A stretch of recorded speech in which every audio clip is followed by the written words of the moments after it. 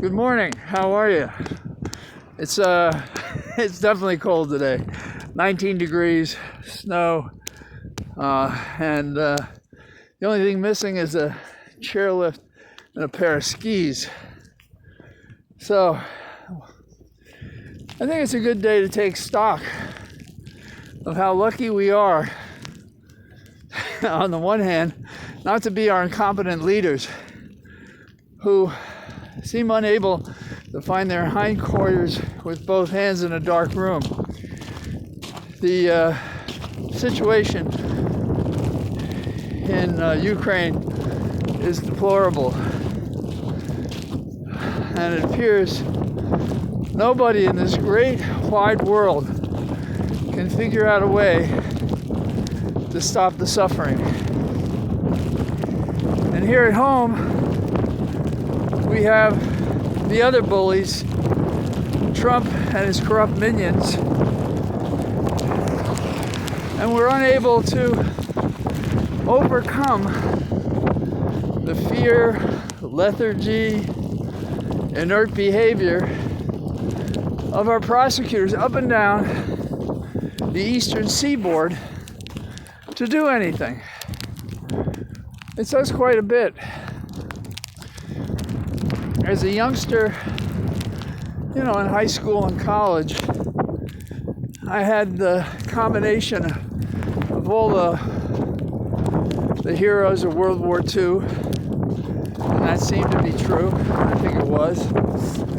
A period of normalcy with Eisenhower, the Kennedy years, which to a Bronx Irish Catholic meant a big deal, although I think my dad sort of like Nixon. But Nixon, in those days, by today's standards, was a flaming liberal. He's for the EPA, Administrative Procedure Act, opening trade with China, standing off Khrushchev when he was the vice president. So those were the examples we had as a kid, and I think they stayed with us. But what are our examples today? Some have lived through the cusp of Vietnam, but most of us have seen, well, if not Iran-Contra, how bad we mishandled Iraq and Afghanistan. And in Afghanistan, I'm not talking about when we left. I'm talking about how we got in there and how we got deeper and deeper and how we gave money to the corrupt leaders in that opium den, and then left with our tail between our legs, in part because the army that we had staffed and trained ran for the hills because they hadn't been paid in months, and they didn't trust their president to stick and stay, and he didn't. He fled with all the money he could. But we were on notice about Russia from the end of World War II through now. I mean, Stalin was with Hitler before he was with us. And Stalin was very anxious to seize what territory he could after the war. And that led to the Cold War. And Churchill came to America and gave us a speech about what that meant. And for the longest time, that was our persistent concern. Us against Russia. All the movies, all sorts of stories, all the spy novels had to do with that. So here we're confronted in the real world with the real thing. And we think we can talk our way out of a fist fight on a corner. But this fist fight is going to result in the destruction of ancient and historic buildings, mementos, history. It's going to kill people who are going to suffer, who survive the rest of their lives. People who believed in democracy and saw it fail, as it is today. Is it too late? Damn close. So that's what's on our mind most of the time. Today, can't help but think about the snow all around me.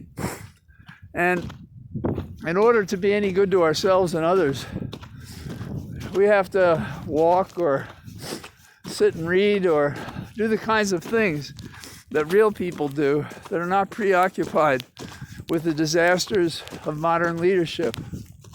All the studies and books that we have, that we studied, if our leaders were to follow one half of that. But what happens is after a fresh young politician arrives, they pretty soon become an opportunist. They watch the angles. And I've known some exceptions to that rule. And that's what gives me hope continuously.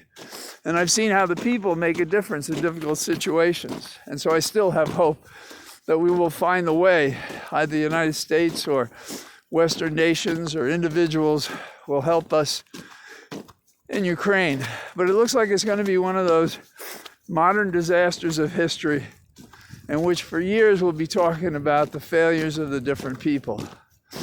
There are no heroes here. Not certainly the invaders, the crazed effort to reunite a Soviet empire in a 69-year-old man who can't find another reason in his life to do anything good, so he does his worst. But then we have the leaders here who, grab their pearls when people suffer anywhere, but as I quoted Luke once before, lift not a finger to lighten the load. So that's our challenge. So it's kind of nice to be at 19 degrees and to have snow that required me to actually clear snow, so our poor dogs can get out into a field somewhere. And that kind of bracing change is good for those of us who are sick at heart. But that's us. What are we doing for others? So I hope you're having a good day, and I'll talk to you tomorrow unless there's a tsunami or something. Bye-bye.